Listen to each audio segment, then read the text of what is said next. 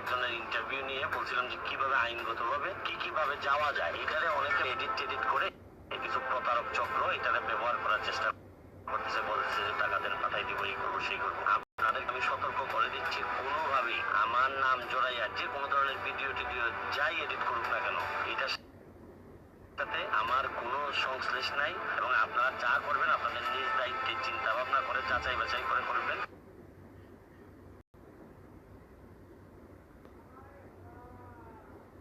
কানাডার বিষয়ে টাকা পয়সার লেনদেন করবেন না। টাকা পয়সার লেনদেন করলেই কিন্তু আপনারা বিপদে পড়া সম্ভব।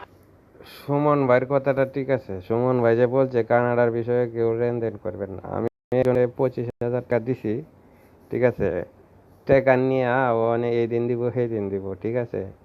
এই আপনারা কেউ কানাডার বিষয়ে কেউ এই যে প্রতারক চক্র মালয়েশিয়া থেকে কয়টা প্রতারক চক্র আগে এরা করতো কি বাগানের মাঝে তাই টাইল ওয়াটারের ইয়েও করতো, প্রতারণা করতো মানুষের, তো টেকা লইয়া গেম দিত না অথবা খেলাইতো, নাম্বার দিত কয়া, এবার বহুত মানুষের প্রতারণা করছে। আর ওখানে বর্তমানে কানাডার ভিসা খুলছে, তো আমরাই সুরার ঘরে সুরারা কি করব, এই মালয়েশিয়া বইয়া এই প্রতারণা করতেছে সুমন ভাইয়ের নাম দেয়া।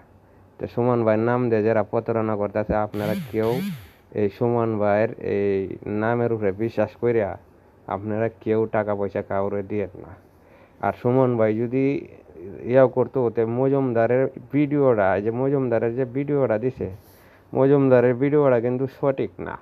সুমন ভাইয়ের কথাটি সঠিক আছে। সুমন ভাই আইন ও প্রক্রিয়াধীনভাবে কেমনে নেওয়া যাইব ভালোভাবে সঠিক তথ্য দেবার কথা কইছে। মজুমদারের কথাটি যে বলা কইছে বলছে, মজুমদারের কথাটি করছে কি সুরের ঘরে সুরারা কাটিয়ে দে হেরার কথা লাগাই দিছে, 25,000 টাকা করে দিবেন, দিলে পরে এই 1 মাসের ভিতরে ওই ওয়ার্ড পারমিট অথবা ভিসা দিয়ে দিব, বাকি টাকা হেনকে কিস্তিতে দিবেন। এভাবে কিস্তি টাকা নিব। এভাবে 25,000 করে যদি 100 লোকের তো নিতে পারে, তো এরা 25 লাখ টাকা হয়ে যাবে। এরা এই ব্যবসা জুড়াইছে। আপনারা কেউ ভাই কানাডার হিসাবে টাকা পয়সা কাউরে দিয়েন না।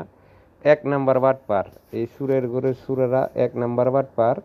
আর সুমন ভাইয়ের বেজাসটা, সুমন ভাইয়ের বেড়া তো মানে এমপি বেড়া তো আর মিথ্যা কথা বলে না, বেড়া হলো দুর্নীতি দমন করে। তো এইরকম বাটপারি করছে। আমার ভিডিওটা অনেক লম্বা হয়ে যায়, আপনারা ভাই কোনো কষ্ট নিয়েন না, ভিডিওটা দেখবেন, দেখিয়ে এরপরে সব কিছু করবেন। ওকে, আসসালামু আলাইকুম।